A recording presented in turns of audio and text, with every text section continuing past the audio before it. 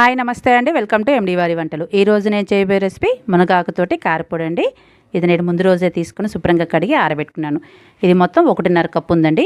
దానికి నేను ఒక 12 వరకు రెడ్ చిల్లీ తీసుకున్నాను అన్నమాట. అదేవిధంగా 1.5 టేబుల్ స్పూన్ అయితే ధనియాలు తీసుకున్నాను. ముందుగా మనం రెడ్ చిల్లీని ఒక తడి క్లాత్ తోటి శుభ్రంగా తుడుచుకోవాలి. ఎందుకంటే వీటిపైన కెమికల్స్ అవన్నీ ఉంటాయి కదా, డస్ట్ అదంతా, వీటన్నిటిని శుభ్రంగా తుడుచుకోవాలి.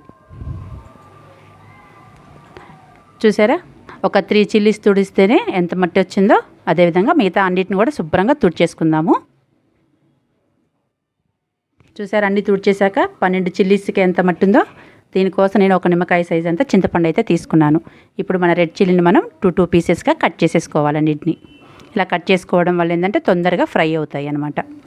ఇప్పుడు మనం ఒక బాండీ తీసుకొని అందులో మనకి ఈ కారపొడికి నేను 2 టేబుల్ స్పూన్లు అయితే ఆయిల్ తీసుకుంటున్నాను. మీకు ముద్దగా రావాలి అనుకుంటే ఇంకొక టేబుల్ స్పూన్ ఆయిల్ అయితే ఎక్కువగా వేసుకోండి. కొంచెం డ్రైగా రావాలనుకుంటే 2 టేబుల్ స్పూన్స్ అయితే సరిపోతుంది. మన ఆయిల్ హీట్ ఎక్కాక ఇందులో మనం తీసుకున్న రెడ్ చిల్లీ వేసి అయితే వేయించుకోవాలి. ఇవి ఒక 30% ఫ్రై అయ్యాక ఇందులో ఒక టేబుల్ స్పూన్ అయితే పచ్చిశనగపప్పు అయితే యాడ్ చేసుకోవాలన్నమాట. నేను ఇప్పుడు ఒక టేబుల్ స్పూన్ పచ్చిశనగపప్పు యాడ్ చేశాను. వీటిని కూడా కొంచెం ఫ్రై చేసుకోవాలి. ఇవి కొంచెం వేగాక ఇందులో 1.5 టేబుల్ స్పూన్ ధనియాలు యాడ్ చేయాలి. ఇవి కొంచెం ఫ్రై అయ్యాక మనం ఆల్రెడీ చింతపండు తీసుకున్నాం కదా, అది శుభ్రంగా అలా కడిగేసి వెంటనే వేసేయండి. అప్పటికప్పుడు కడిగేసి దీంట్లో వేయడం వల్ల ఏంటంటే ఆ వేడికి డ్రై అయిపోతుంది. దాంట్లో కూడా డస్ట్ ఉంటుంది కదా.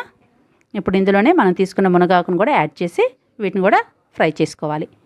80% ఫ్రై అవ్వాలండి. ఇవి 80% అయ్యాక నేను ఒక టేబుల్ స్పూన్ జీరా అయితే తీసుకున్నాను.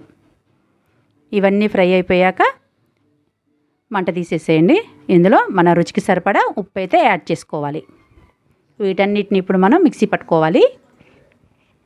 వీటన్నిటిని ఒక మిక్సీ జార్లో తీసుకొని అయితే ఫైన్గా మిక్సీ పట్టుకోండి. మీకు కొంచెం ఎచ్చాపచ్చిగా కావాలనుకుంటే ఎచ్చాపచ్చిగా రుబ్బుకోండి, ఫైన్గా అవసరం లేదు. చూసారా, నేనైతే ఇడ్లీ మీద చల్లుకోవడానికి వీలుగా అన్నట్టుగా కొంచెం ఫైన్గా పట్టుకున్నాను. ఇప్పుడు ఇందులోనే ఒక 10 గార్లిక్ యాడ్ చేస్తున్నానండి. టేస్ట్ అయితే చాలా బాగుంటుంది.